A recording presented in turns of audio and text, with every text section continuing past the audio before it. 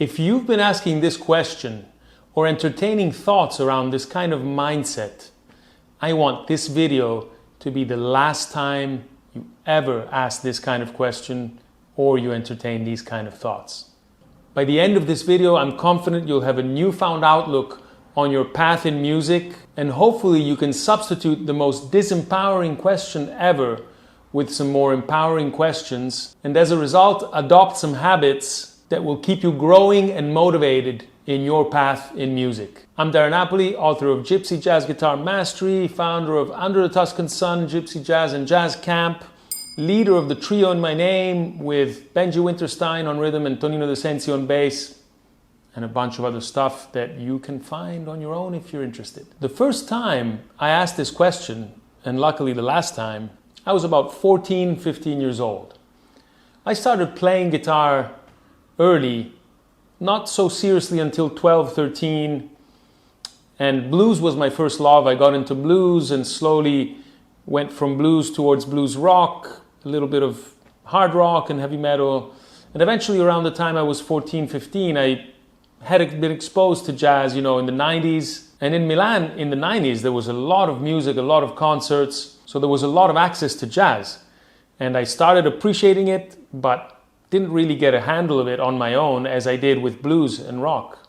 So finally, after 2, 3, 4 years of being self-taught, I finally had my first teacher. So I'll never forget, I finished my first lesson with my first teacher. I was all excited, everything was starting on the right note, and then I popped the question. And the question was, how long is it gonna take? In retrospect, my first teacher was extremely kind, diplomatically chuckled, and I'll never forget, he chuckled and said, there goes that question. That really remained in my memory as something that obviously my teacher had already heard before, and I guess he was so used to hearing it and had compassion and went on to explain to me that that wasn't the right question to ask. Of course, I couldn't fully understand him at the time, but that event, that moment, never left me all throughout my life in music, as I soon realized how silly my question had been. So if it's true that the quality of your questions will determine the quality of your answers, let's analyze why this question is so detrimental to ask and to even think about. How long is it going to take? First of all, it. What is it? Let's define it. How about let's start with, why do you play music? Have you ever really stopped and asked yourself that question? What really is it? Is it the fun? Do you want to make a living out of music? Is it to get the chicks? Or maybe it's all of those things, but it's important to define it. So how long is it going to take? Let's try to maybe frame that so that we get some clarity. In my case, since my primary field in music is gypsy jazz and jazz guitar, the question would be, why do you want to learn gypsy jazz? Is it the repertoire of tunes? Is it the sound of the music? And in my case, of the guitar? So relative to my experience, at least in the last 10 years, the question I sometimes get from students is, how much is it going to take to make the transition from an electric picking technique to a gypsy jazz or rest stroke technique? And just like any other context in which that question is asked in relation to music, whatever it is, nobody can really answer that. Simply because there are just too many variables involved, some or most of which are out of a person's control. We all have our unique backgrounds.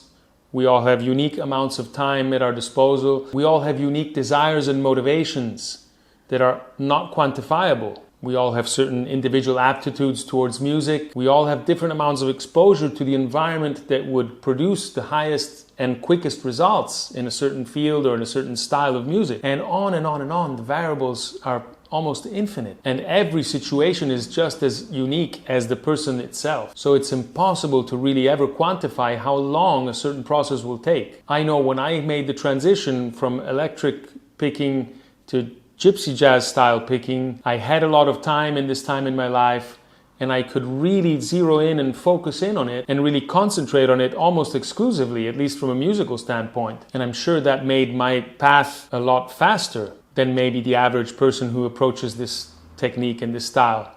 But of course, it wasn't a brief period, or it wasn't an easy transition anyway. But besides the practical aspects of the question, how long is it going to take? Let's look at the psychological aspects. How long is it going to take? As if there wasn't it. The truth is there is no it. Because even, let's just say, in a process of transition from electric picking to gypsy jazz picking, what is it? Feeling good about the technique? Feeling like I've accomplished it and I've mastered it? How do we really define it? I know for a fact that gypsy jazz is my primary job, and yet I'm working on my technique every day because it doesn't exist. There is never an arrival point. I know I can always get better. There is no roof, there is no it. The process begins, but really never ends. If you're a true musician, you will always seek to improve, you will always seek to continue developing, and so there is no such thing as it. Also, when you're determined to achieve a certain result that you have in your mind, boredom doesn't exist. How long is it going to take implies that there's a certain boredom or resistance to the path and to the process. But when you truly, truly want that result, it doesn't matter how long is it going to take or how hard it's going to be. You're going to do whatever it takes. You endure the difficulties of the assignment by focusing on the joy of obtaining or achieving that result. The joy of reaching a certain level of mastery on guitar has to be so great that whatever is necessary or whatever it requires becomes irrelevant. Happiness, as we say, is in the process. I know in my case, for example, there's pieces of music that I've been working on for over a decade and they still don't really come out as I would want them to. Although everyone might be praising you and telling you how great your technique is and everything, you still know that even after 10 years, something can still be played better. Inside you know this. But it doesn't matter because the joy of seeing it continuing to improve, that's the real joy and satisfaction. Adversity simply challenges your commitment to your goals or to your vision. Now, one last thing about goals. I am one who believes much more in input goals rather than output goals. What do I mean by that? Rather than saying, I want to play at the festival Django Reinhardt in Samoa, which is an output goal, a goal set sometime, someday in the future, of which I don't have any real direct control. An input goal could be, I'm going to learn 50 solos by Django Reinhardt. That's a goal I know I can achieve and I have direct control over. So I try to think a lot less in the end result, and I try to think a lot more in the steps that might be required to get there. In other words, in the process. So in this line of thinking, when we talk about input goals and not output goals, some better questions could be, have I made at least one backing track this week so that if I'm not playing with other people, I forced myself to work on rhythm? Another empowering question could be, have I worked on 1 and 3 and 2 and 4 individually, separately, when working on my rhythm, when working on La Pompe? Another empowering question that is an input goal question could be, have I taken one standard, learned the melody in 2 octaves, and played the arpeggios over the whole structure, both descending and ascending?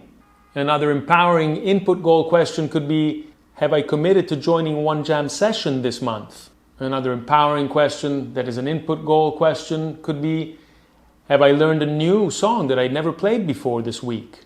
So of course it's great to have goals and objectives, but once you have those goals and objectives clear based on why you love playing the certain music or why you love being in music in the first place, and having a clarity of an idea of a direction in which you're going, rather than just looking at lofty goals and imagining them, learn to break down the steps that you think or you know are required and focus on the input goals.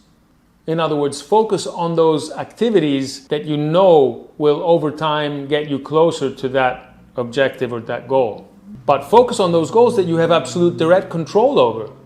You don't have control over whether you're going to play in a certain festival or not, or if you're going to play in a certain venue or not. You don't have direct control over whether a record label is going to sign you or not, but you do have direct control over your daily habits. You do have direct control over your daily routines and what you do every single time you pick up the instrument. So I truly hope if you ever entertain that question or you're entertaining that kind of mindset, that you will never ask that question again, and that you will concentrate on looking for questions that will produce a lot healthier results by focusing on your input goals rather than your output goals, and by looking for those questions that are empowering.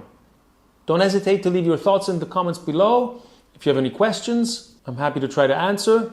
Check out some resources in the description. Gypsy Jazz Guitar Mastery, my new ebook, my Zooms on Tuesday, my free transcriptions. Stay motivated, stay inspired, and I'll see you in a new video soon.